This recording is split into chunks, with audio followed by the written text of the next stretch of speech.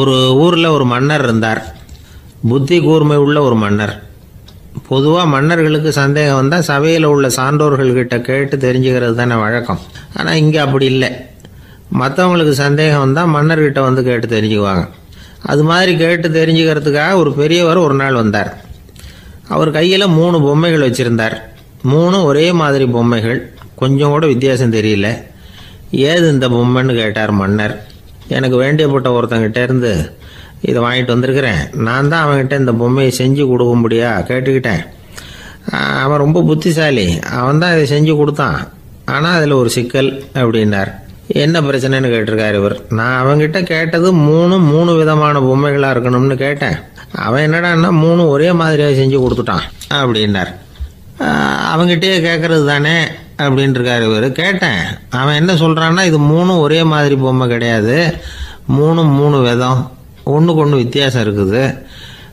இந்த 3 பொம்மையும் 3 விதமான நண்பர்களுக்கு உதாரணங்கள் அப்படின்னு சொல்கிறான். எனக்கு ஒன்றும் புரியல, அதுதான் உங்ககிட்ட வந்தேன் அப்படின்னார். சரி, அந்த பொம்மைகளை இப்படி கொடுங்க அப்படின்னு வாங்கினார் மன்னர். எடுத்துக்கிட்டு உள்ளே போனார். கொஞ்ச நேரம் கழித்து வெளியில் வந்தார். அதுக்கப்புறம் சொன்னார், இதை பாருப்பா, அவன் சொன்னது சரிதான், 3 விதம் தான். இது இருக்குதே முதல் பொம்மை, இது உத்தமமான நண்பனுக்கு உதாரணம். இந்த 2வது பொம்மை இது மத்தியமமான நண்பனுக்கு உதாரணம். அந்த 3வது பொம்மை இருக்குதே அது மோசமான நண்பனுக்கு உதாரணம். இதை செஞ்சவன் உண்மையிலேயே பெரிய அறிவாளி தான் அப்படின்னாராம். வந்தவருக்கு ஒன்றும் புரியல. பார்த்தா ஒன்றும் வித்தியாசம் தெரியலையே அப்படின்னு அவன் குழம்பி போய் நிற்கிறான். இப்போது அந்த மன்னர் விளக்கம் கொடுக்குறார். அந்த 3 பொம்மையையும் எடுத்து முன்னாடி வச்சார். ஒரு மெல்லிய கம்பியை கையில் எடுத்தார். அந்த முதல் பொம்மை காதில் விட்டார். கொஞ்ச தூரம் உள்ளே போய் அப்படியே நின்றுட்டுது அந்த கம்பி. அப்புறம் 2வது பொம்மை காதில் அந்த கம்பியை விட்டார். அந்த கம்பி என்னாச்சுன்னா அப்படியே அது வாய் வழியாக வெளில வந்தது. 3வது பொம்மை காதில் கம்பியை செலுத்தினார். அது நேராக இன்னொரு காது வழியாக வெளியில் வந்தது. இப்போ இந்த முதல் வகை இருக்குதே, அது மாதிரியான நண்பர்கள் எப்படி தெரியுமா? நம்ம கஷ்டத்தை அவங்கக்கிட்ட சொன்னால் பேசாமல் கேட்டுக்குவாங்க. வெளியில் அதை யாருக்கிட்டையும் சொல்லிகிட்டு இருக்க மாட்டாங்க. வெளியில் தெரியாமல் நமக்கு உதவி பண்ணுவாங்க. செஞ்சுட்டு அதை நான் தான் செஞ்சேன்னு சொல்லிகிட்டு இருக்க மாட்டாங்க. அதுதான் கம்பி ஒரு காது வழியாக போய் உள்ளே நின்றுட்டுது. 2வது பொம்மையில் கம்பி என்னாச்சு, ஒரு காது வழியாக போய் வாய் வழியாக வெளியில் வருது. இது மாதிரியான நண்பர்கள்கிட்ட நாம் கஷ்டத்தை சொன்னால் அதை அவங்க 4 பேர்கிட்ட போய் சொல்லி நமக்காக உதவி கேட்பாங்க. நமக்குன்னு கேட்டு வாங்கி அதை நம்மகிட்ட கொண்டுகிட்டு வந்து கொடுப்பாங்க. இவங்க மத்தியமமான நண்பர்கள். 3வது பொம்மையில் ஒரு காது வழியாக செலுத்துகிற கம்பி இன்னொரு காது வழியாக வெளியில் வந்துடுது. இது மாதிரியான நண்பர்கள்கிட்ட நம்ம கஷ்டத்தை சொன்னால் அவங்க காது கொடுத்து கேட்குறது மாதிரி நடிப்பாங்க. அப்படியே இன்னொரு காது வழியாக அதை வெளில விட்டுருவாங்க. அதை பற்றி கவலைப்பட மாட்டாங்க. இதுதான் இந்த பொம்மைகளுக்குள்ளே இருக்கிற வித்தியாசம் அப்படின்னு விளக்கம் கொடுத்தாராம் மன்னர். படிக்கிற பிள்ளைங்கள்லேயும் இது மாதிரி 3 வகை உண்டு. சில பேர் காதால் வாங்கி மனசில் வச்சுக்குவான். சில பேர் காதால் வாங்கி பேனாவால் எழுதி விடுவான். சில பேர் ஒரு காதால் வாங்கி இன்னொரு காதால் வெளியில் விட்டுருவான். ஒரு பையன் வகுப்பில் ஆசிரியர் பாடம் நடத்தும் பொழுது தலையை வேகமாக ஆட்டி ஆட்டி கேட்பானான். ஏன்டா இப்படி தலையை இப்படி ஆட்டுற அப்படின்னு கேட்டிருக்கான் பக்கத்தில் இருந்தவன். தலையை ஆட்டினா தாண்டா ஒரு காது வழியாக உள்ளே போகிறது, இன்னொரு காது வழியாக வெளியில் வேகமாக வெளில போகும் அப்படின்னானா அந்த பையன்.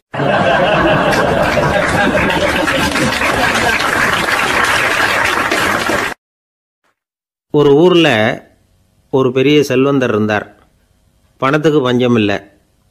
அதனால் இந்த உலகத்தில் முடியாத காரியம் எதுவும் இல்லைன்னு நினச்சார். பணம் இருந்தாலே அந்த நினப்பு தானாக வந்துடும். அதனால் இவரும் அப்படி நினச்சதில் ஒன்றும் தப்பு இல்லை.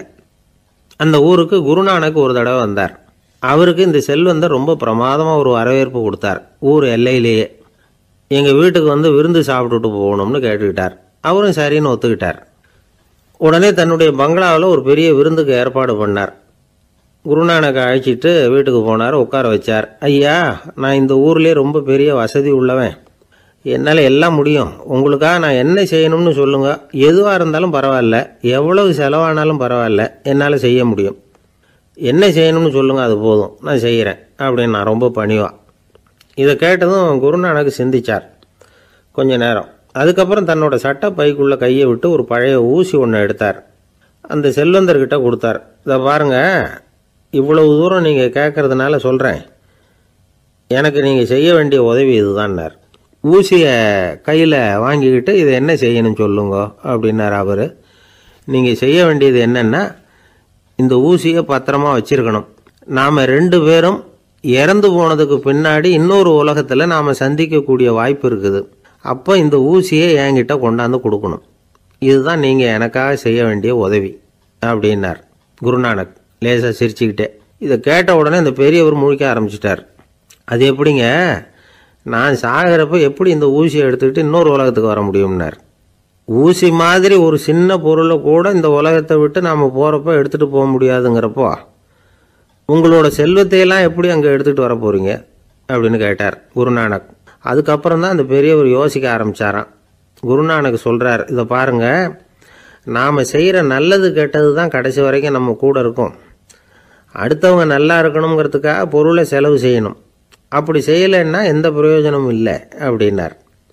அதுக்கப்புறம் தான் அந்த செல்வந்தரின் அறிவு கண் திறந்து தான் உடனே குருநானக்கை வணங்கினார். ஐயா, என்கிட்ட இருந்த ஆணவம் போயிட்டுது, இனிமேல் என்கிட்ட இருக்கிற செல்வத்தை நல்ல வழியில் செலவழிப்பேன் அப்படின்னாராம். நம்மக்கிட்ட இருக்கிற பணம் எப்பவும் நம்ம கூடவே வந்துக்கிட்டு இருக்காதுங்கிறதுக்கு இது ஒரு உதாரணம். அதுக்காக நாம் பணம் சேர்க்கறத பற்றி கவலைப்பட வேண்டியதில்லை, பேசாமல் படுத்து தூங்கிக்கிட்டு இருந்தால் போதும் அப்படின்னு இதுக்கு அர்த்தம் பண்ணிக்கப்படாது. முறையான வழியில் பணம் சேர்க்கணும், அதை முறையான வழியில் செலவு பண்ணணும். அதனால் ஏற்படக்கூடிய மன நிறைவு இருக்குது பாருங்கள், அது அனுபவித்தவங்களுக்கு தான் தெரியும். சொர்க்கத்துக்கு போகிறவங்க இங்கேருந்து பணத்தை எடுத்துகிட்டு போக முடியாது. ஆனால் நம்ம செல்வத்தை இங்கே மற்றவங்களுக்கு பயன்பட செய்து அதனால் ஏற்படுற புண்ணியம் இருக்குது பாருங்கள், அதை எடுத்துகிட்டு போக முடியுமா? இதுதான் ஆன்மீகவாதிகள்லாம் சொல்கிற கருத்து. ஜான் நியூட்டன் ஒருத்தர், அவர் சொன்னார், நான் எப்போவாவது சொர்க்கத்துக்கு போய் சேர்ந்தேன்னா அங்கே 3 அதிசயங்களை பார்ப்பேன்னார். என்னன்னு கேட்டாங்க. நான் யார் யார் இருக்க மாட்டாங்கன்னு நினச்சிக்கிட்டு இருந்தானோ அவங்களில் சில பேர் அங்கே இருப்பாங்க, அது ஒரு பெரிய அதிசயம்னார். சரி, அடுத்தது என்ன? 2வது அதிசயம் என்னென்னா, அங்கே இருப்பாங்கன்னு நான் எதிர்பார்த்த சில பேர் அங்கே இருக்க மாட்டாங்க அப்படின்னார். சரி, 3வது பெரிய ஆச்சரியம் என்ன அப்படின்னா, நான் அங்கே இருக்க பாருங்க, அதுதான் அந்த 3வது அதிசயம் அப்படின்னாராம்.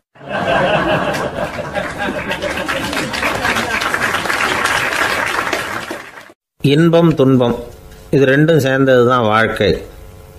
இது எல்லாரும் சொல்லிகிட்டு இருக்கிற ஒரு உண்மை. அது சரி, இது 2ம் வர்றதுக்கு என்ன காரணம்? துறவி ஒருத்தர் யோசித்து பார்த்துருக்கார். இன்ப துன்பம் தோன்றுவதற்கு முக்கியமாக 6 காரணங்கள் உண்டு அப்படிங்கிறார் அவர்.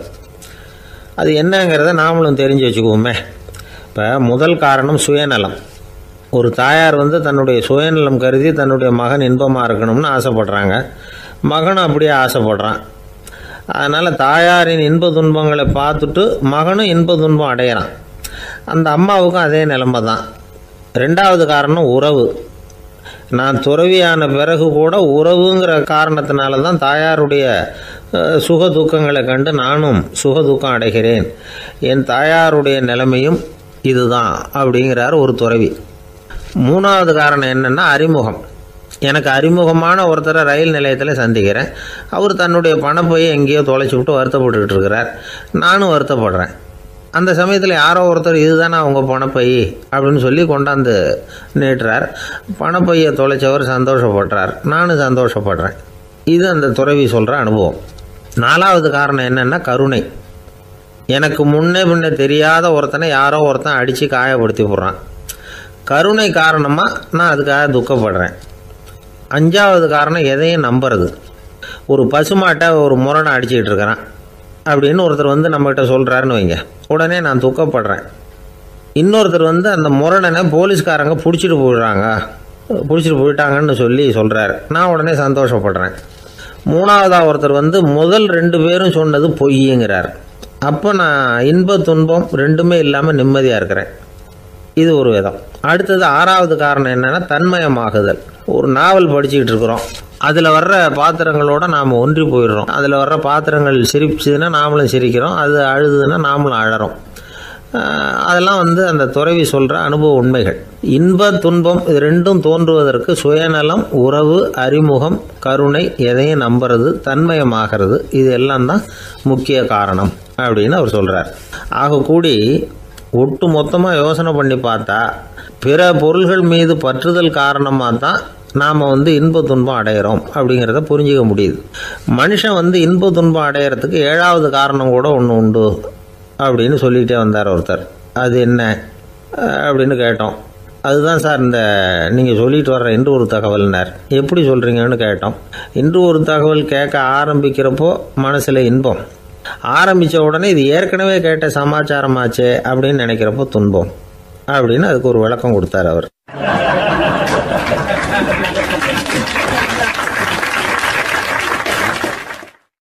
ஒரு மாணவனை பார்த்தேன். என்ன தம்பி படிப்புலாம் எப்படி இருக்குது அப்படின்னு விசாரித்தேன். அவன் ரொம்ப அழுத்துக்கிட்டான். நான் நல்லா தான் சார் படிக்கிறேன், இருந்தாலும் புத்தியில் சரியாக ஏற மாட்டேங்குது சார் அப்படின்னா. சரி, இவனும் நம்ம ரகம்தான் அப்படின்னு சொல்லி முடிவு பண்ணிட்டோம். கல்வி கற்கக்கூடிய ஒரு மாணவன் சம்பந்தப்படுற புத்திகள் பல வகை. அதை பற்றி ஒரு பெரியவர் விளக்கி இருக்கிறார். மிருத்து புத்தின்னு ஒன்று இருக்குதான். மிருத்துன்னா மண்ணால் செவுறு கட்டுறோம்ல, மண் சுவரில் ஆணி அடிக்கிறதும் சுலபம், அதை பிடுங்கி எடுக்கிறதும் சுலபம். அது மாதிரி சில பேர் குரு சொல்லி கொடுக்குறத சுலபமாக கேட்டு தெரிஞ்சு வச்சுக்குவாங்க, கொஞ்ச நேரத்தில் சுலபமாக மறந்தும் போயிடுவாங்க. இது மிருத்து புத்தின்னு பேர், மண் புத்தி. தாரு புத்தின்னு ஒன்று உண்டான். தாருன்னா மரம். அதில் பச்சை மரத்தில் ஆணி அடிக்கிறது சுலபம், ஆனால் அதை எடுக்கிறது கஷ்டம். அது மாதிரி ஆசிரியர்கிட்டேருந்து கேட்டதை கவனமாக மனசில் பதிய வச்சுக்கிட்டு அதை மறக்காமல் இருக்கிறது தாரு புத்தி. பட்டை மரமாக இருந்தால் அதில் ஆணி அடிக்கிறதும் கஷ்டம், அடிக்கிற ஆணியும் சீக்கிரம் நழுவிடும். அது மாதிரி கேட்குற விஷயம் மனசில் பதியறதும் கஷ்டம். அப்படியே பதிஞ்சாலும் அது நீடிச்சு இருக்கிறதும் கஷ்டம், கொஞ்ச காலத்தில் மறந்துடும். இன்னொரு வகை புத்தி ஒன்று உண்டு, அதுக்கு பேர் சிலா புத்தின்னு பேர். சிலான்னா கல். ஒரு கருங்கல்லில் 4 துளையை போட்டு ஒரு துளையில் உளியை வச்சு அடித்தா மற்ற துளை வழியாகவும் பிளந்து கல் 2 ஆகிடும். அது மாதிரி சந்தியான இடங்களில் குறிப்பாக ஒரு பொருளை சொன்னால் அதை வச்சுக்கிட்டு மற்றதையும் தெரிஞ்சுக்கிறது, அது சிலா புத்தின்னு பேர். வேணு புத்தின்னா என்ன தெரியுமா? வேணுன்னா மூங்கில் கணுவில் ஒரு பக்கம் உளியை வச்சு அடித்தா 2 பக்கமும் பிளந்துடும். அது மாதிரி ஒரு செய்தியை கேட்டுக்கிட்டு இருக்கிறப்பவே அதோட முன்பின் தொடர்களையும் தெரிஞ்சுக்கணும், அது வேணு புத்தி. தைல புத்தின்னு ஒன்று உண்டு. தைலம்ங்கிறது எண்ணெய். தண்ணியில் ஒரு துளி எண்ணெயை விட்டால் அது தண்ணி பூரா பரவி போடுதில்ல, அது இப்படி பரவுறது மாதிரி ஆசிரியர் சுருக்கமாக ஒரு கருத்தை சொன்னால் அதை வச்சுக்கிட்டு பூரா விஷயங்களையும் தெரிஞ்சுக்கணும், அது தைல புத்தி. கற்பூர புத்தின்னு ஒன்று கேள்விப்பட்டிருக்கோம். அது எப்படின்னா, கற்பூரம் தீ பட்ட உடனே பிடிச்சிக்கும். ஆசிரியர் சொன்ன உடனே நுண்ணறிவோட பாடங்களை புரிஞ்சுக்கிறது இந்த வகை புத்தி. கரி புத்தின்னு ஒன்று. அது எப்படின்னா, கரியில் நெருப்பை வச்சு விசிறிய பிறகு அதுக்கப்புறம் அது கறி நெருப்பாகும். அது மாதிரி காலம்பரை சாயந்தர வேலைகளில் ஆசிரியர் பாடம் சொல்லி கொடுப்பார், அதை கொண்டு புரிஞ்சுக்கிறது இந்த வகை. கதலித்தண்டு புத்தின்னு ஒன்று சொல்லுவாங்க. கதலிங்கிறது வாழை மரம். வாழைத்தண்டில் தீ வைக்கிறது எவ்வளவு சிரமமோ அவ்வளவு சிரமத்தோடு கல்வி கற்கிறது கதலித்தண்டு புத்தி. இதை தவிர இன்னும் சில வகையான மாணவர்களை கூட அடையாளம் காட்டுறாங்க. ஆசிரியர் சொன்னதில் நல்லதை மட்டும் எடுத்துக்கிறவன் அன்னம். ஆசிரியர் கிடைச்ச இடத்துல பாடத்தை கேட்டுக்கிட்டு பிறகு தனியாக உட்காந்து சிந்திக்கிறவன் பசுமாடு அப்படி தானே, புல் கண்ட இடத்துல மேயும், அதுக்கப்புறம் நிதானமாக அசை போட்டுக்கும். ஆசிரியர் சொன்னதை தவிர வேறு எதையும் சொல்ல முடியாதவன் கிளி. பல இடங்களில் பாடங்கள் கேட்டு கடைசியில் ஒன்றும் புரியாமல் போகிறவன் ஆடு ஒரு செடியில் வயிறார மேயாது, ஒரே செடியில் இக்கரைக்கு அக்கறை பச்சைன்னா அங்கேயும் இங்கேயும் அலைஞ்சிக்கிட்டே இருக்கும். சில பேருக்கு எருமைன்னு பேர். எருமை எப்படின்னா குளத்து நீரை கலக்கி தான் குடிக்கும். அது மாதிரி ஆசிரியர் மனசை நோக செய்து பயில்கிற மாணவர்கள்லாம் இந்த ரகம். இவ்வளவுலாம் இருந்தாலும் இந்த காலத்து மாணவர்கள்லாம் ஒரு தனி ரகம். ஒரு ஆசிரியர் வகுப்பில் பாடம் நடத்திக்கிட்டு இருந்தார். இலக்கண வகுப்பு. இறந்த காலம், நிகழ்காலம், எதிர்காலம், past tense, present tense, future tense, இதை பற்றிலாம் பாடம் நடத்துகிறார். எல்லாம் சொல்லி கொடுத்துட்டு இப்போ நான் ஒரு வாக்கியம் சொல்லுவேன், அது என்ன காலம் அப்படிங்கிறத நீங்கள் சொல்லணும்னார் ஆசிரியர். சரி, நாங்கள் மாணவர்கள்லாம், நான் நாளைக்கும் பாடம் நடத்த போகிறேன், இது என்ன காலம் அப்படின்னு கேட்டார் ஆசிரியர். அதாவது நான் நாளைக்கும் பாடம் நடத்த போகிறேன், இந்த வாக்கியம் என்ன காலம்னு கேட்டார். ஒரு பையன் மெதுவாக எழுந்திரிச்சு சொன்னான், இது எங்கே போதாத காலம் சார் அப்படின்னு சொல்லிவிட்டு உட்காந்துட்டானா.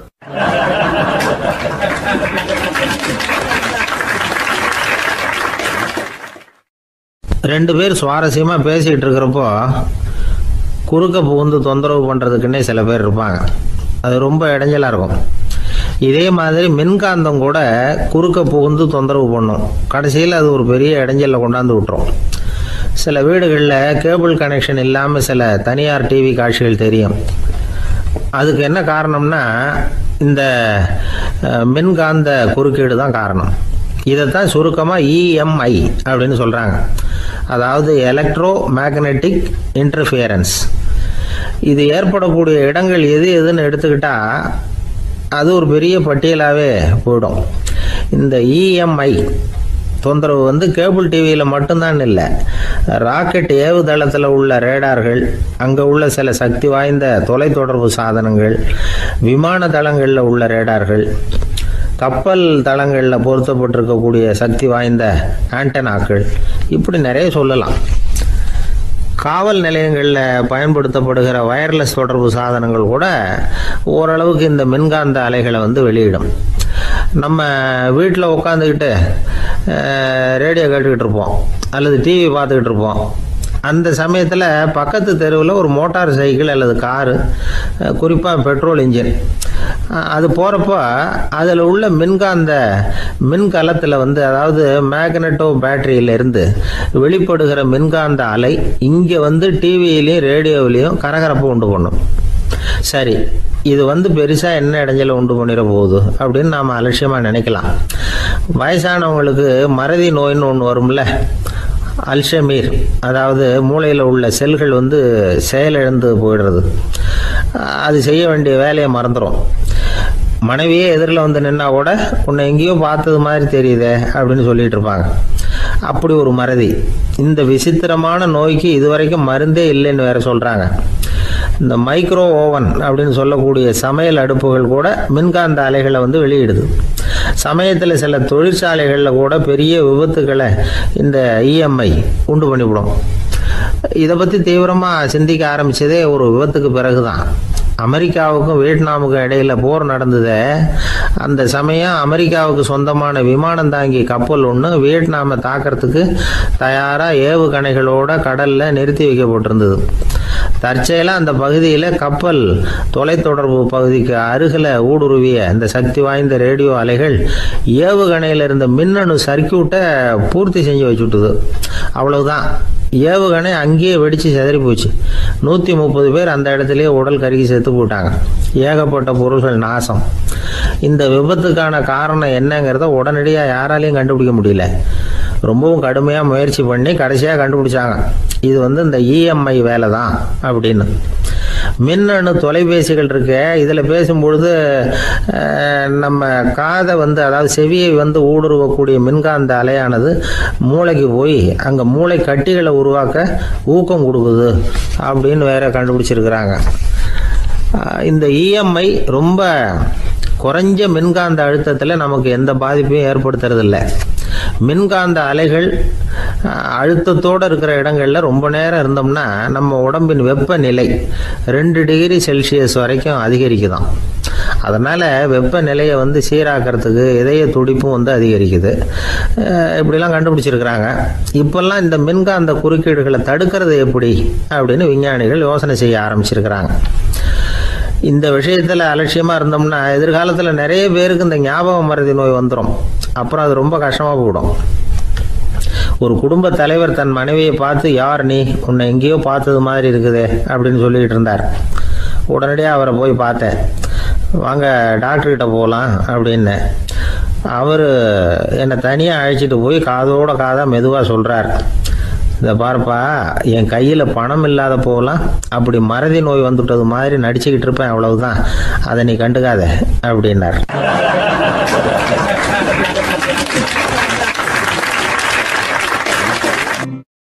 ஒரு கணவன் மனைவி எப்போ பார்த்தாலும் அவங்க 2 பேருக்கும் இடையில சண்டை வந்துக்கிட்டே இருந்தது. இதில் என்ன ஆச்சரியங்கிறீங்களா? நான் அதுக்காக சொல்ல வரல, இது வேற விஷயம். அதாவது சண்டை போடாமல் இருக்கிறதுக்கு வழி சொல்கிற தகவல் இது. நான் சொன்ன அந்த கணவன் மனைவி எப்படின்னா, கணவன் ஒரு வார்த்தை சொன்னால் மனைவி கிட்டேருந்து 2 வார்த்தை பதிலாக வரும். இதுக்கு கணவன் கிட்டேருந்து 4 வார்த்தை பதிலாக வரும். இப்படி வார்த்தைகள் பெருகி போய் கடைசியில் வம்பில் வந்து முடியும். அந்த அம்மா பொறுத்து பார்த்தாங்க, அவங்களால தாக்கு பிடிக்க முடியல. பக்கத்து வீட்லேயும் ஒரு கணவன் மனைவி இருந்தாங்க, அவங்களுக்குள்ள சண்டை வர்றதில்லை. அது எப்படி அவங்களால மட்டும் சண்டை போடாமல் இருக்க முடியுது அப்படின்னு இந்த அம்மாவுக்கு ஆச்சரியம். ஒரு நாள் நேராக பக்கத்து வீட்டு அம்மாக்கிட்டே போய், ஏம்மா, நீங்கள் எப்படி கணவனும் மனைவியும் சண்டை போட்டுக்காமல் இருக்கிறீங்க? அது எப்படி முடியுது உங்களால் அப்படின்னு கேட்டாங்க. அதுக்குன்னு ஒரு மருந்து இருக்குது, அதை சாப்பிட்டா சண்டை வராது அப்படின்னாங்க அவங்க. சரிங்க, அந்த மருந்தை அவர் சாப்பிட மாட்டேன்னு சொல்லிட்டா என்ன பண்ணுறது அப்படின்னு கேட்டிருக்கிறாங்க இவங்க. அந்த மருந்து அவருக்கு இல்லைம்மா, உனக்கு தான் அப்படின்னாங்களாம் அவங்க. அப்படியா? அப்படின்னா கொடுங்க, ரொம்ப நல்லதாக போச்சு. அதை எப்படி சாப்பிட்றதுங்கிற விவரத்தையும் சொல்லுங்கள், எங்கே அது கிடைக்குங்கிறதையும் சொல்லுங்கள், வாங்கிக்கிறேன் அப்படின்னு கேட்டாங்களாம் இவங்க. வேறு எங்கேயும் போய் வாங்க வேண்டாம், என்கிட்டே இருக்க அந்த மருந்து அதில் கொஞ்சம் தர்றேன், வாங்கி வச்சுக்க. உன் வீட்டுக்காரர் உன்னோட சண்டையை ஆரம்பிக்கிறப்போலாம் நீ இந்த மருந்தில் ஒரு அவுன்ஸ் வாயில் ஊற்றிக்கணும்.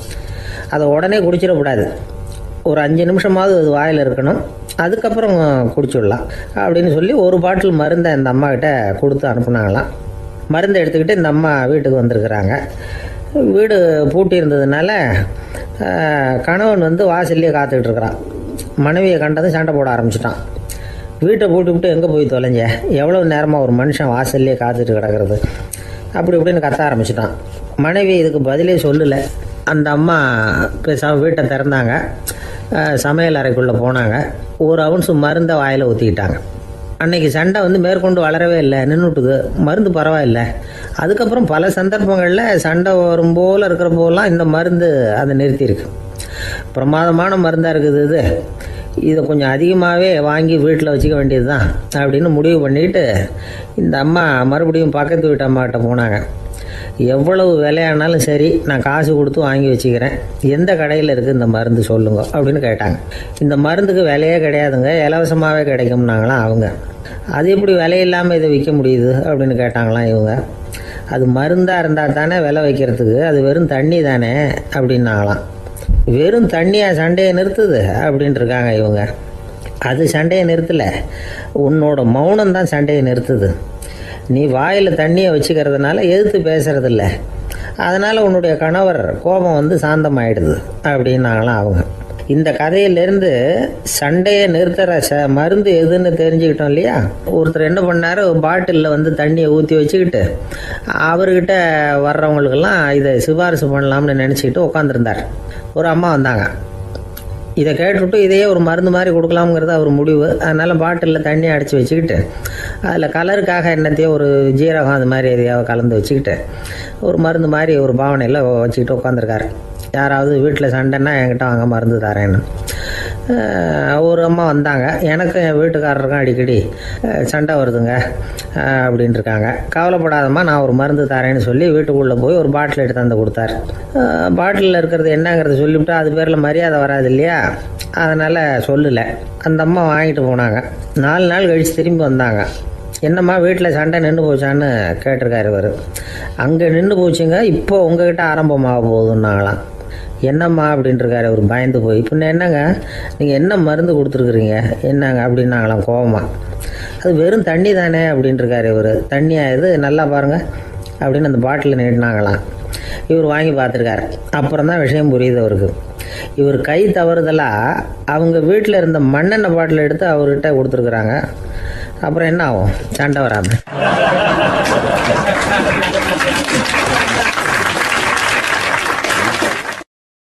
லோகமானிய பாலகங்காதர திலகர் இருந்தார்ல, அவருக்கு 15 வயசுலேயே கல்யாணம் நடந்துதான். மனைவி பேர் தபிபாய். ரொம்ப பெரிய குடும்பத்து பொண்ணு, நல்ல குணம். அவங்க குடும்பம் நடத்திக்கிட்டு இருக்கிறாங்க. அந்த காலத்தில் திருடர்கள் பயம் அதிகம். இந்த காலத்தில் மட்டும் என்னன்னு கேட்குறீங்களா? நீங்கள் கேட்குறது நியாயம்தான். இருந்தாலும் இந்த காலத்து திருடனுக்கும் அந்த காலத்து திருடனுக்கும் ஒரு முக்கியமான வித்தியாசம் உண்டு. அதாவது அந்த காலத்து திருடன்லாம் நியாயம் அநியாயம் பார்க்குறது உண்டு, இந்த காலத்தில் அப்படி பார்க்குறது இல்லை. அந்த காலத்தில் திருட வர்றவங்கள்ட்ட கூட ஒரு தார்மீக உணர்வு உண்டாம். அதாவது அப்போ உள்ள கொள்ளைக்காரங்க எதை களவாடினாலும் சரி, அரிசியை மட்டும் களவாடுறது இல்லையா, அப்படி ஒரு கொள்கை.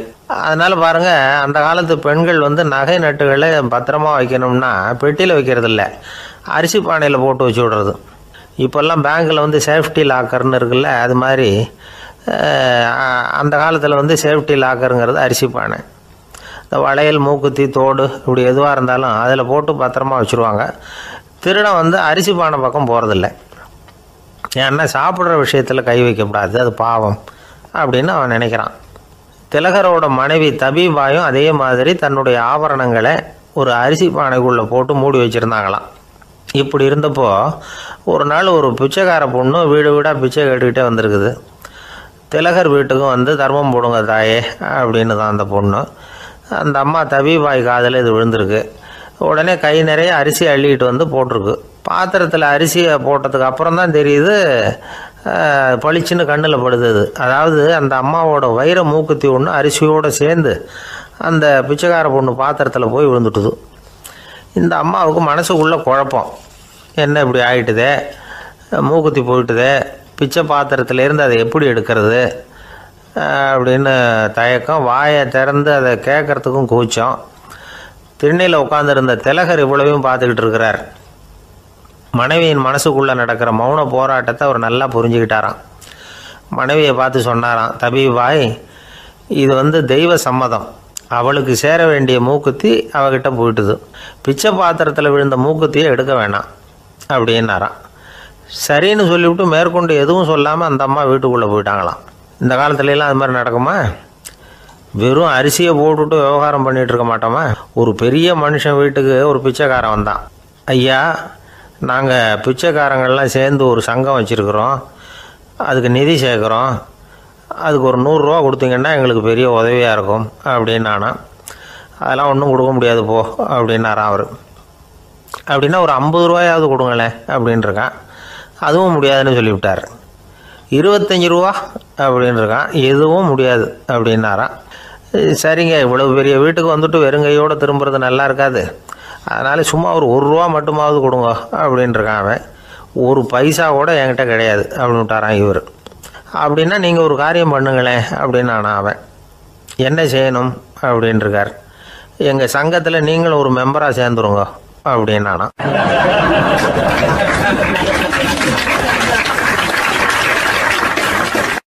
இருட்ட கண்டா பயம் உண்டாவதே அது ஏன்? இப்படி ஒரு கேள்வியை ஒரு பெரியவர்கிட்ட கேட்டாங்க. அதுக்கு அவர் பதில் சொல்றார், மனிதனுடைய ஆதிகால வாழ்க்கையில தொற்றிக்கொண்ட பயம் இது வேரூன்றி இருக்குது, இன்னமும் போகல. 50,000 வருஷங்களுக்கு முன்னாடி மனுஷன் குகைகள்ல வாழ்ந்தான். பகல்ல பயம் இருக்காது, ராத்திரியில மிருகங்கள் தாக்கும், கொல்லும், நிம்மதியா தூங்க கூட முடியாது. அதனால இந்த மனுஷனுக்கு இரவுன்னா மரணம், பயம் அப்படின்னு பழகி போச்சு. மனிதர்களுடைய எல்லா மனசையும் சேர்த்து மொத்தமா ஒரு மனசு உண்டு. மனிதர்களுடைய நினைவு இந்த மொத்த மனசுல பதிஞ்சிருக்கு, பரவுது. இந்த மொத்த மனசுல இருட்டு பற்றிய பயம் பதிந்து நீடிக்குது அப்படிங்கிறார் அவர். இந்த காலத்துல இரவை பகலாக்கிறதுக்கு எவ்வளவோ விளக்குகள்லாம் வந்தாச்சு. ராத்திரியிலேயும் மிருகங்கள் தாக்குங்கிற நிலைமை இல்லை.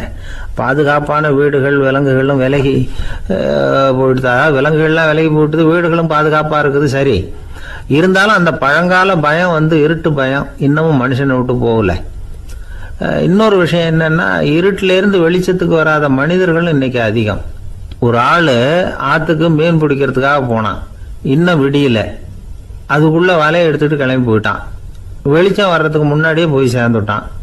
விடிகிற வரைக்கும் என்ன பண்றது, சும்மா கரையிலேயே உட்காந்து காலாட்டிட்டு இருக்கிறான். காலில் ஏதோ ஒரு சின்ன மூட்டை தட்டுப்பட்டுது. இருட்டில் அது என்னன்னு சரியா தெரியல. மூட்டைக்குள்ள சின்ன சின்ன கல்லாம் நிறைஞ்சி இருக்குது. சும்மா பொழுது போகணுமேங்கிறதுக்காக இவன் அந்த மூட்டைக்குள்ள இருந்து ஒவ்வொரு கல்லா எடுத்து ஆத்துல வீசிக்கிட்டு இருக்கிறான். விடிகிற வரைக்கும் வேற வேலை இல்லைங்கிறதுனால எப்படி செஞ்சுக்கிட்டே உட்காந்துருக்கிறான். கிழக்க மெதுவா வெளிச்சம் தெரிய ஆரம்பிச்சது. பொழுது விடியறதுக்கான அறிகுறி. இதுக்குள்ள அந்த மூட்டையில இருந்த எல்லா கல்லையும் எடுத்து வீசி எறிஞ்சுட்டான். கடைசியா ஒரே ஒரு கல் மட்டும்தான் கையில பாக்கி இருந்தது. வெளிச்சம் வந்ததும் அந்த கல்லை பார்த்தான், அப்படியே திகைச்சு போயிட்டான். அடடா, இது வரைக்கும் தெரியாம தப்பு பண்ணிட்டோமே அப்படின்னு நினைச்சான். ஏன் தெரியுமா, அவன் கையில இருந்தது வெறும் கல் இல்ல, விலை வசந்த ரத்தன கல். அது இருட்டுல என்னன்னு புரியாததுனால மூட்டையில இருந்த எல்லா ரத்தன கல்லையும் ஆத்துல வீசி எறிஞ்சிருக்கிறான். இப்போ அவனுக்கு அழுகையே வந்துடும் போல இருந்தது. வாழ்க்கையை வசதி ஆக்கிக்கிறதுக்கான வாய்ப்பு அவனுக்கு இருந்தது. இருந்தாலும் இருட்டுல அதை இழந்துட்டான். அந்த வகையில அவனுக்கு கொஞ்சம் அதிர்ஷ்டம் இருந்திருக்குது. அதாவது ஏதோ ஒரு வகையில இருந்திருக்குது. அதனாலதான் அந்த கடைசி கல்ல எரியறதுக்குள்ள வெளிச்சம் வந்துட்டுது. பல பேருக்கு அந்த அளவு கூட அதிர்ஷ்டம் வர்றது இல்லை. எல்லாத்தையும் வீசினதுக்கு அப்புறம் தான் வெளிச்சம் வரும். என்னன்னு விவரம் தெரியாமலே எழுந்திரிச்சு வந்துருவாங்க. வாழ்க்கைங்கிறது ஒரு பெரிய புதையல். அதை புரிஞ்சிக்காம மனுஷன் அதை வீசி எரிஞ்சுக்கிட்டு இருக்கான் அப்படிங்கிறது தான் பெரியவங்க கருத்து. சில பேருக்கு புரிஞ்சுக்கிற நேரம் வரும், அதுக்குள்ள வாழ்நாள்லாம் ஓடி போயிருக்கும். அதுக்கப்புறம் என்ன பண்றது? நம்மால் ஒருத்தன் கையில் ஒரு சின்ன பையோட வந்துகிட்டு இருந்தான். பை உள்ள ஏகப்பட்ட நகைகள், ரத்தன கல் எல்லாம் இருக்கு. வந்துகிட்டு இருந்தவன் திடீர்னு அந்த பையை அப்படியே ஒரு குளத்துல வீசி எறிஞ்சுட்டான். மகான்கள் தான் இப்படி பற்று இல்லாம இருப்பாங்க. என்னங்க இது, விலை மதிப்புள்ள அந்த பையை இப்படி குளத்துல வீசி எறிஞ்சுட்டீங்களே, இதுக்கு என்ன அர்த்தம் அப்படின்னு கேட்டார் அவன் கூட வந்தவர். அவன் மெதுவா இவர் காதோட காதா சொல்றான், ஒரு போலீஸ்காரர் பின்னாடி வந்துகிட்டு இருக்கிறார், அவர் போனதுக்கு அப்புறம் இதை எடுத்துக்குவேன் அப்படிங்கிறான்.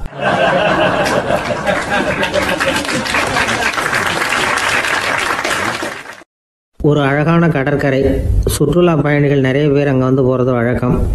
சனி ஞாயிறு கூட்டம் அதிகமாக இருக்கும். அதோட விளைவு என்னங்கிறது அடுத்த நாள் தான் தெரியும். ஆமாம், அந்த கடற்கரையை சுத்தப்படுத்துகிற தொழிலாளிகள் திங்கட்கிழமை ரொம்ப சிரமப்படுவாங்க. சனி ஞாயிறு வந்த கூட்டம் கடற்கரை பூராவும் காலி ஐஸ்கிரீம் கப்புகளை வீசி எறிஞ்சிட்டு போயிடுவோம். ஆயிரக்கணக்கான கப்புகள் அங்கே பரவலாக கிடக்கும். அதையெல்லாம் பொறுக்கி எடுத்து சுத்தம் பண்ணி ஆகணும். இதனால் திங்கட்கிழமை வேலைக்கு வர்றதுக்கு எல்லாரும் பயப்படுவாங்க. அப்படி ஒரு நிலைமை. பல பேர் அன்னைக்கு லீவ் எடுத்துகிட்டு போயிடுறது வழக்கம். நமக்கு எதுக்கு இன்னைக்கு தொந்தரவுன்னு. இது ஒரு பெரிய பிரச்சனையாக இருந்தது. இதுக்கு என்ன பண்ணலாம் அப்படின்னு யோசனை பண்ணாங்க. ஒரு ஆலோசனை கூட்டத்துக்கு ஏற்பாடு பண்ணாங்களாம். அந்த நகர நிர்வாக அலுவலர்கள், பணியாளர்கள் எல்லாரும் அதில் கலந்துக்கிட்டாங்க. கூட்டம் ஆரம்பமாச்சு. ஆரம்பத்தில் சொன்னாங்க, இந்த பிரச்சனைக்கு ஒரு தீர்வு வேணும், என்ன பண்ணலாம், அதை முடிவு செய்கிறதுக்கு தான் இந்த கூட்டம்.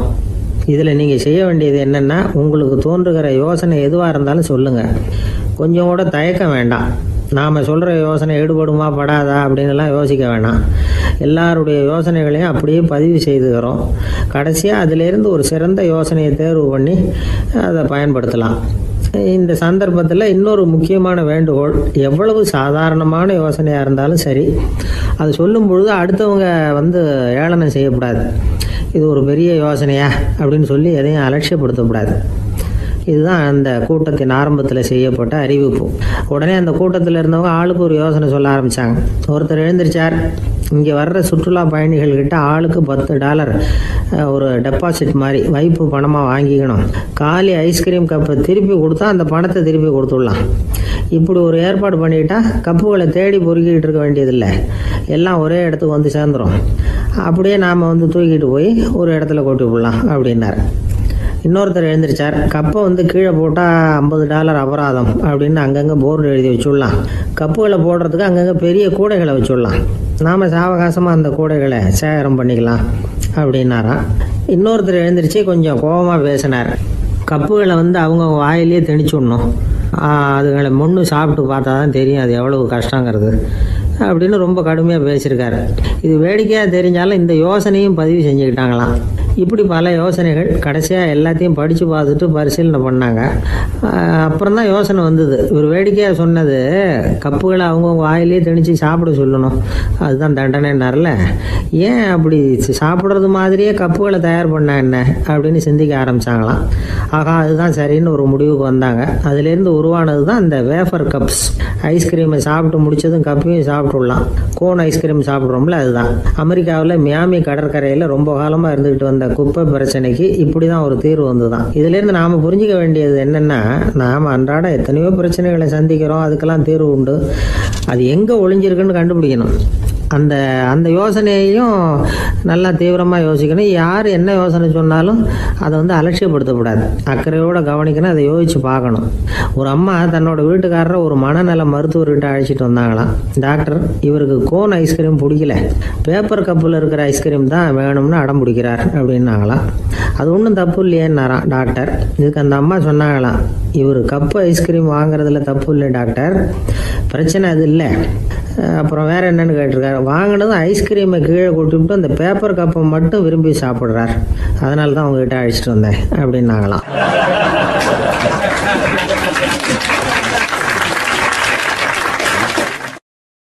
நமக்கு முன்னாடி நமக்கு வேண்டிய ஒருத்தர் ஒரு கிளாஸில் நமக்கு பழச்சாறு கொண்டாந்து வைக்கிறாருன்னு வச்சுக்கோங்க.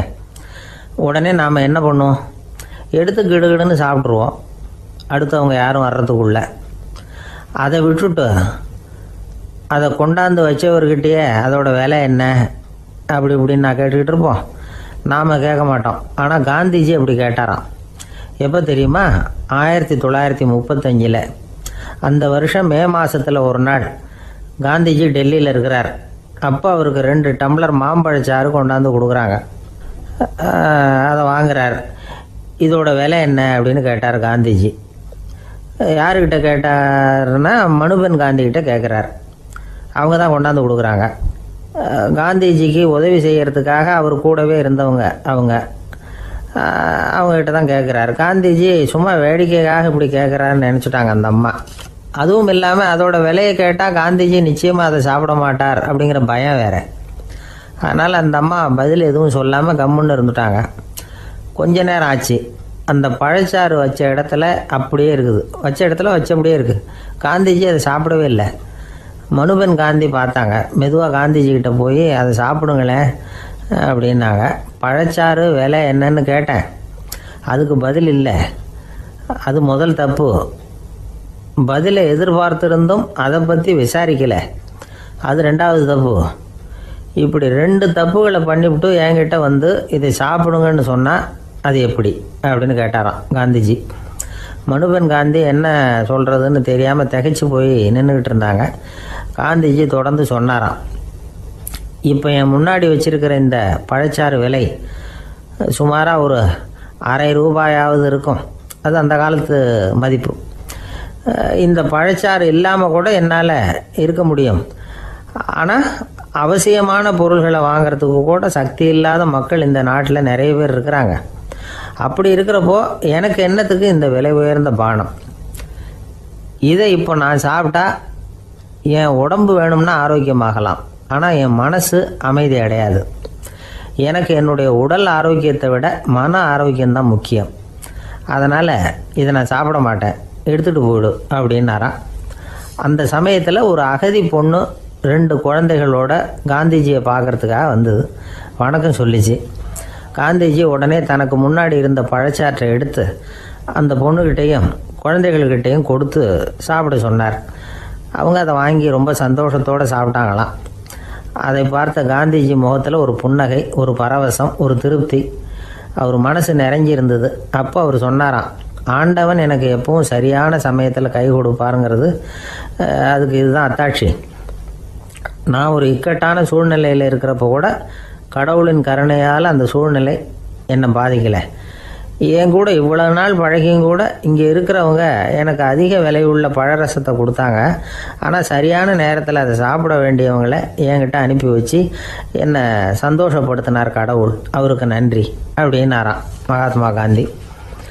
உடல் ஆரோக்கியத்தை விட மன ஆரோக்கியம்தான் எனக்கு முக்கியம்னு சொன்னார் பாருங்கள். அதை நாம் எல்லாரும் மனப்பூர்வமாக இன்றைக்கி சிந்திச்சு பார்க்கணும். இந்த காலத்தில் எல்லாரும் அப்படியா நினைக்கிறாங்க? எனக்கு தெரிஞ்ச ஒருத்தர் இருந்தார். தினமும் காலையில் ஒரு காஃபி சாப்பிட உட்கார்ற நேரத்தில் பக்கத்து வீட்டுக்காரர் வந்து சேருவார் கரெக்டாக. உடனே அவரும் தனக்குன்னு வந்திருக்கிற காப்பியை எடுத்து மனப்பூர்வமாக பக்கத்து வீட்டுக்காரர்கிட்ட கொடுத்துருவார். அதுக்கப்புறம் அவருக்காக வேறு காப்பி போட்டு கொண்டாந்து கொடுத்தாலும் வேண்டான்னு சொல்லிடுவார். ஆண்டவனாக பார்த்து சரியான நேரத்தில் அவரை எங்கள் வீட்டுக்கு தினமும் அனுப்பி வைக்கிறார் அப்படிம்பார். ஏன் அப்படி சொல்கிறீங்க அப்படின்னு கேட்டோம் ஒரு நாள். அதுக்கு அவர் சொல்கிறார், எனக்கு என்னோட உடல் ஆரோக்கியம்தான் முக்கியம். இதை கடவுள் புரிஞ்சுக்கிட்டு எங்கள் வீட்டு காப்பியை சாப்பிட்றதுக்கு தினமும் அடுத்த வீட்டுக்காரனை அனுப்பி வைக்கிறார் அப்படின்னார் அவர்.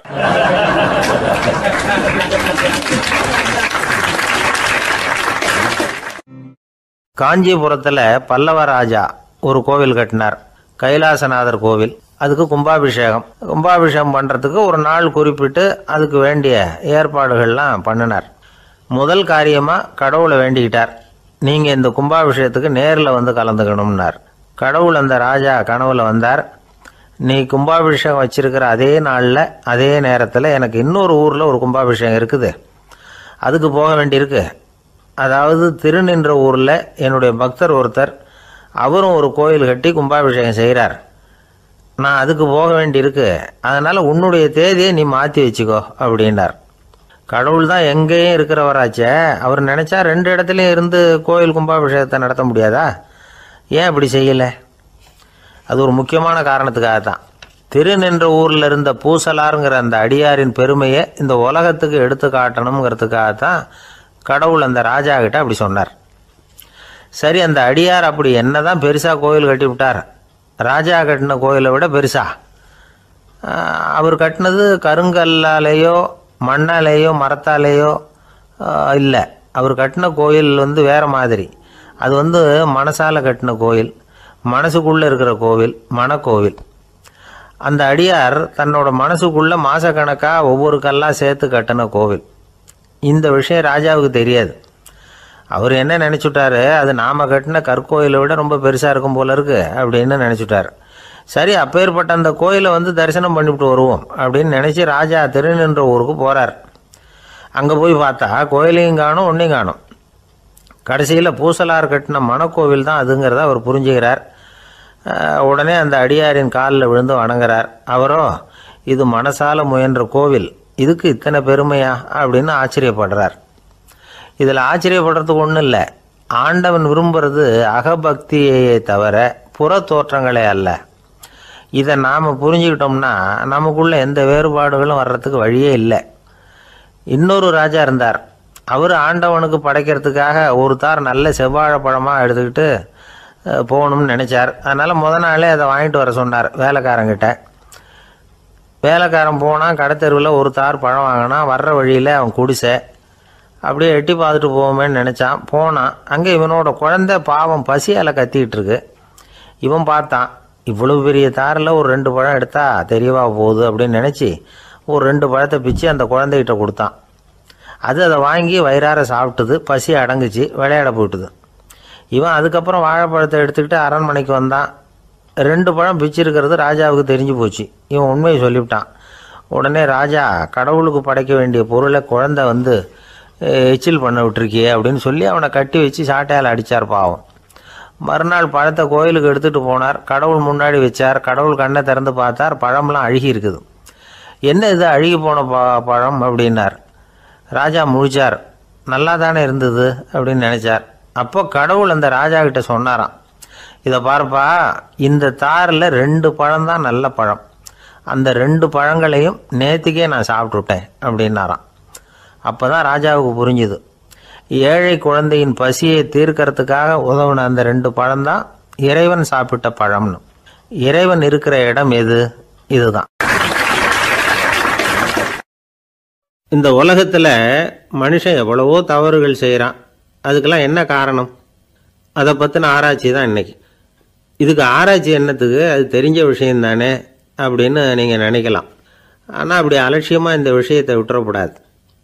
பொதுவாக எல்லோரும் நினைக்கலாம், எது சரி எது தவறு அப்படின்னு தெரியாததுனால தான் மனுஷன் தப்பு பண்ணுறான் அப்படின்னு. ஆனால் அப்படி சொல்லிட முடியாது. மனுஷன் தெரிஞ்சே தான் தவறுகள் பண்ணுறான். இப்போ உதாரணத்துக்கு ஒரு சாலையில் இடது பக்கம் போக வேண்டிய ஒருத்தர் நடுக்கோட்டை தாண்டி வலது பக்கமாக வண்டியை ஓட்டிகிட்டு போகிறாருன்னு வச்சுங்க. என்னப்பா இது தப்பு இல்லையா அப்படின்னு அவர்கிட்ட கேட்டால், அதெல்லாம் எனக்கு தெரியும், நீ உன் வேலையை பார்த்துட்டு போ அப்படிம்பார். வலது பக்கமாக போகிறது தப்புன்னு தெரிஞ்சே தான் அவர் அப்படி செய்கிறார், அப்படி போகிறார். பெரிய உத்தியோகத்தில் இருக்கிறவங்க கூட லஞ்சம் வாங்குறாங்க. அவங்களுக்கெல்லாம் லஞ்சம் வாங்குறது தப்புன்னு தெரியலன்னு அர்த்தம். திருடுறது தப்புன்னு தெரியாமலாம் மனுஷன் திருடுறான். நல்லாவே தெரியும். நீங்கள் வேணும்னா கேட்டு பாருங்கள், வேறு வழி இல்லை அதனால தான் திருடுறேன்பா. திருடுறது ஒரு புண்ணியமான காரியம்னு திருடனே கூட சொல்ல மாட்டான்.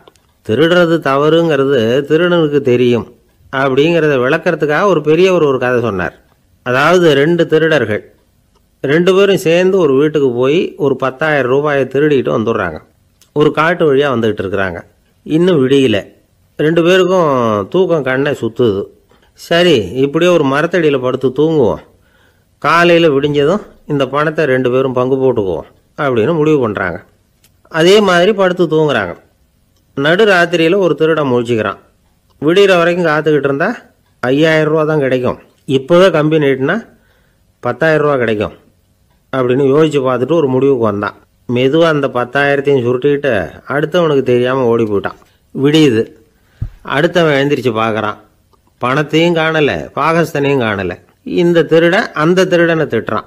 திருட்டு பய, அயோக்கிய பய, இப்படி அநியாயமாக கிளப்பிட்டு போட்டானே அப்படிங்கிறான். இதுலேருந்து என்ன தெரியுது? தெரியாமல் எடுத்துக்கிட்டு போகிறது திருட்டு, அயோக்கியத்தனம், அநியாயம் அப்படிங்கிறது இவனுக்கு தெரிஞ்சிருக்குது. அதனால தான் அடுத்தவனை பார்த்து இப்படி திட்டுறான். அதனால் தெரியாததுனால மனுஷன் தவறு பண்ணுறான்னு சொல்கிறது சரியில்லை. அப்படின்னா மனுஷன் பண்ணுற தவறுகளுக்கு உண்மையான காரணம் தான் என்ன?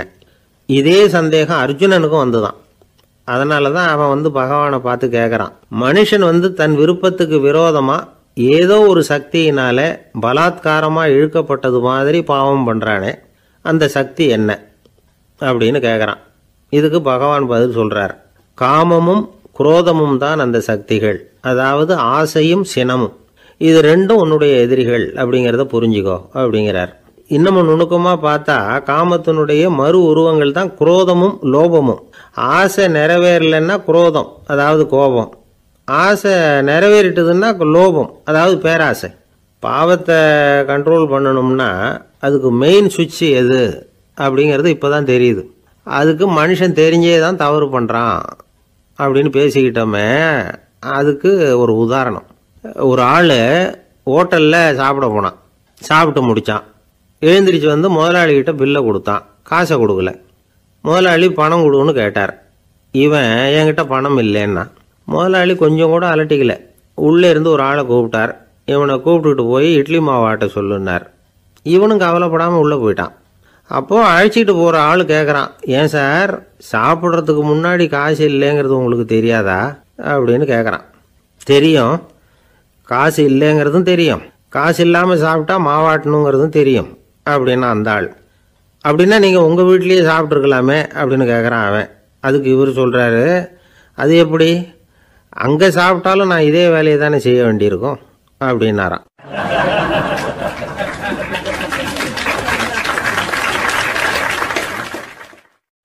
ஒரு மனுஷனை பார்த்து என்கிட்ட வாலாட்டாதே அப்படின்னு சொன்னால் அவன் நம்மக்கிட்ட ஏதோ வம்புக்கு வர்றான்னு அர்த்தம். ஒரு நாயை பார்த்து யாரும் என்கிட்ட வாலாட்டாதே அப்படின்னு சொல்கிறது இல்லை. ஏன்னா நாய் வாலாட்டுனா அது நம்மக்கிட்ட தன்னுடைய நன்றியை தெரிவிக்கிறதாக நினச்சிக்கிட்டு இருக்கிறோம். ஆனால் அது அப்படி இல்லை அப்படின்னு சொல்கிறாங்க அது சம்பந்தமான நிபுணர்கள். ஒரு நாய் தன்னுடைய வாலை இந்த பக்கமும் அந்த பக்கமுமா இப்படியும் அப்படியும் ஆட்டிக்கிட்டு இருந்தா அது பதட்டத்தில் கூட இருக்கலாம்.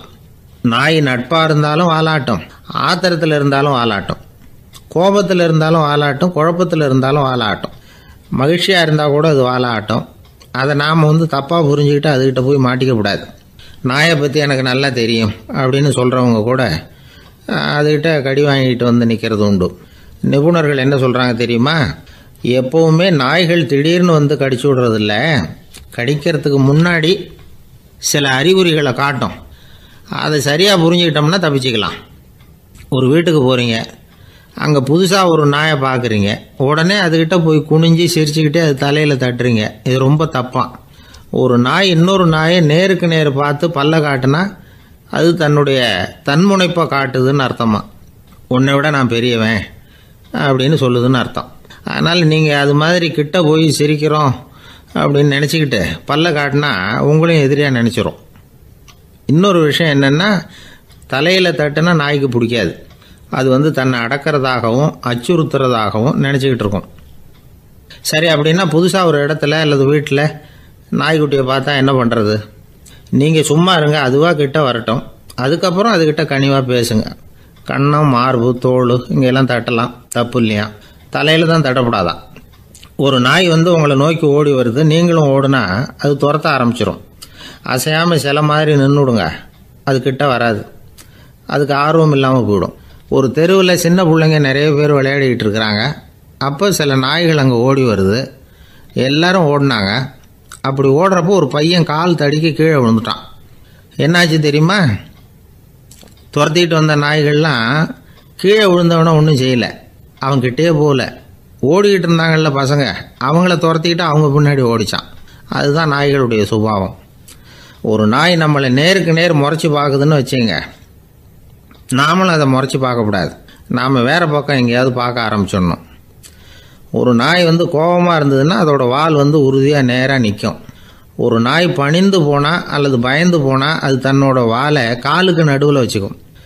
ஒரு நாய் நம்மளை பார்த்து பயந்து நிற்கிதுன்னு வச்சுங்க, அதனால் நமக்கு ஆபத்து இல்லைன்னு நினச்சிடக்கூடாது. உங்களை பார்த்துட்டு ஒரு நாய் ஒடுங்குச்சுன்னா நீங்கள் விலகி போயிடணும் அப்படின்னு அது நினைக்குது. நிறைய பேர் பயந்து போன நாயால் கடிபடுறாங்க. இவன் நம்மளை விட பெரிய ஆள், மாட்டிக்கிட்டோம், வேறு வழி இல்லை அப்படிங்கிற நினப்பில் தான் நாய் கடிக்க ஆரம்பிக்குதான். இதே மாதிரி சங்கிலியால் கட்டி போடப்பட்டிருக்கிற நாயும் ஆபத்தானது தான். தொடர்ந்து கட்டி போட்டிருந்தா காலப்போக்கில் அது ஒரு மாதிரி ஆகிடும். நாய் குழந்தைகளை கடிக்காது அப்படின்னு சில பேர் சொல்லுவாங்க. அதுவும் ஒரு தவறான நம்பிக்கை. அதனால் சின்ன குழந்தைகளை தனியாக நாயோட விளையாட விடக்கூடாது. ஆகக்கூடி நாயை பற்றி நிறைய விஷயம் புரிஞ்சுக்க வேண்டியிருக்குது. ஒருத்தர் தன்னுடைய நண்பர் வீட்டுக்கு போயிருந்தார். அவசியம் எங்கள் வீட்டில் சாப்பிட்டுட்டு தான் போகணும் அப்படின்னு ரொம்ப அன்பாக சொல்லிவிட்டார். அதை மீற முடியல இவரால். சரின்னு உட்காந்துட்டார். சாப்பாடு போட்டாங்க. சாப்பிட ஆரம்பித்தார். அவங்க வீட்டில் கட்டி போட்டிருந்த நாய்க்குட்டி இவர் சாப்பிட்றத முறைச்சி பார்த்துது. ஏன் இப்படி என்ன இது முறைச்சி பார்க்குது உங்கள் வீட்டு நாய்க்குட்டி அப்படின்னு அவர் கேட்டார். அப்போ அவங்க சொன்னாங்களாம், அதுக்கிட்ட ஒரு கெட்ட பழக்கங்க, தன்னோட தட்டில் யார் சாப்பிட்டாலும் அது அப்படி தான் முறைச்சி பார்க்கும் அப்படின்னாரா அவர்.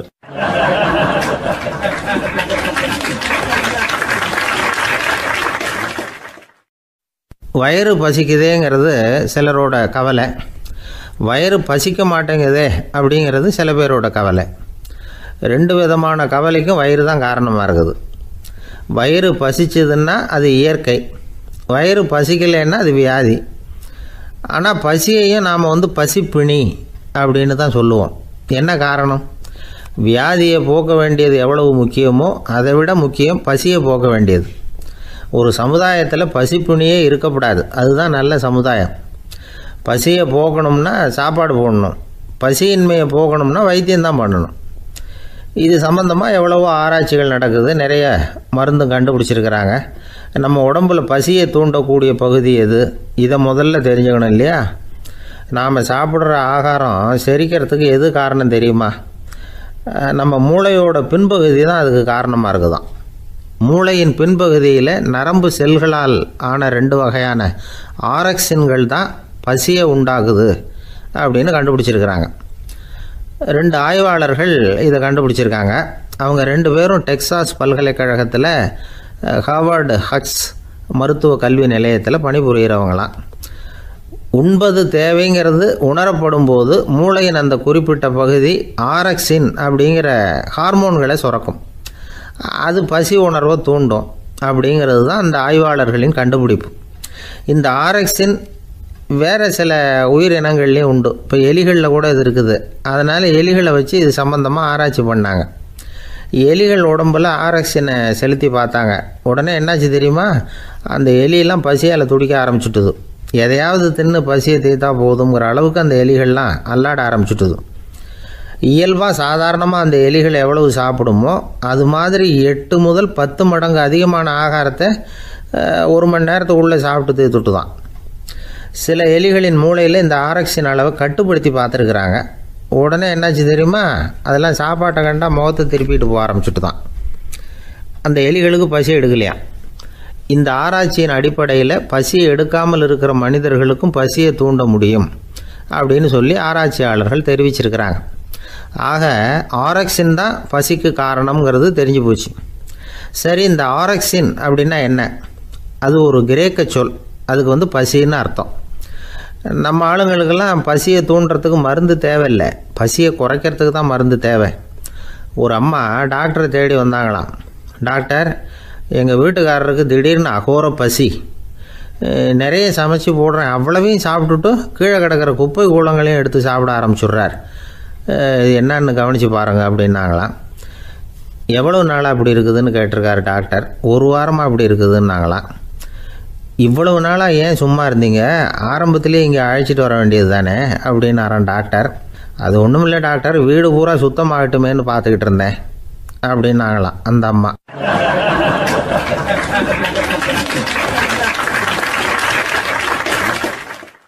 ஒருத்தர் ஓடி வந்தார்.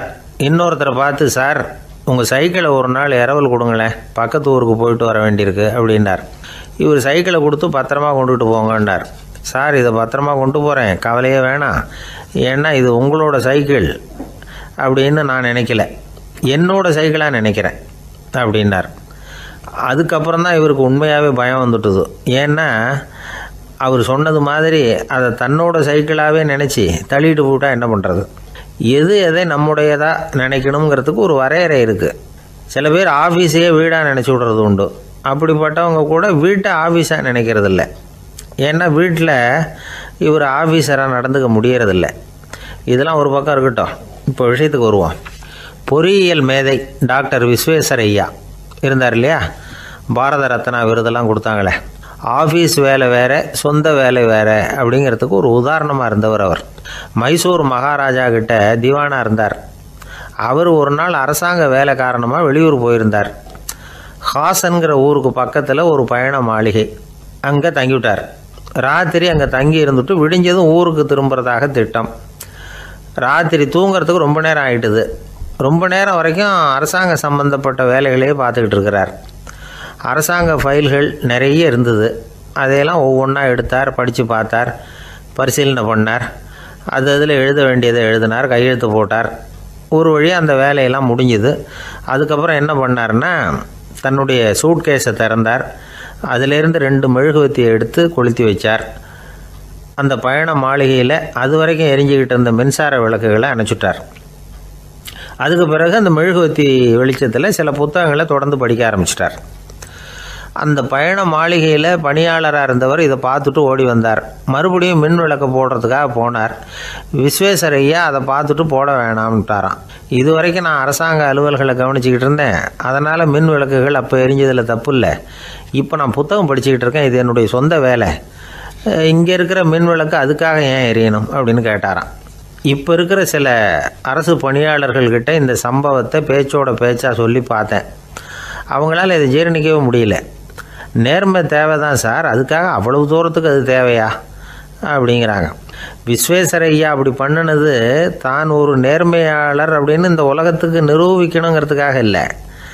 தான் அப்படி நடந்து காட்டினா தன்னை சுற்றி இருக்கிறவங்களும் அதை கேள்விப்படுறவங்களும் முடிஞ்ச அளவுக்கு பொது வாழ்க்கையில், அரசு பணியில் நேர்மையை கடைபிடிக்க முயற்சி பண்ணலாமே அப்படிங்கிறதுக்காகத்தான். இப்போவும் சில பேர் இருக்கிறாங்க, இவங்க ஆஃபீஸ் வேறு வீடு வேறேன்னு நினைக்கிறதில்ல, அவ்வளோ உரிமை. ஒருத்தர் அப்படி தான், அவருக்கு அவசரமாக 5000 ரூபா தேவைப்பட்டது. ஆஃபீஸு பணத்தை எடுத்துக்கிட்டார். அந்த நேரம் பார்த்து ஆடிட் வந்துட்டுது. ஆப்பிட்டுக்கிட்டார். விசாரணை நடக்குது. அவர் சொல்கிறார், சார் நான் நேரம் காலம் பார்க்காம ஆஃபீஸில் வேலை செய்வேன், ஏன்னா அதை என்னோடய ஆஃபீஸாக நினைக்கிறேன். அவசரத்துக்கு அந்த பணத்தை எடுத்தேன், மறுபடியும் வச்சுடலாம்னு தான் இருந்தேன், அதுக்குள்ளே இப்படி ஆகிட்டுது. நீங்கள் என்ன நினச்சி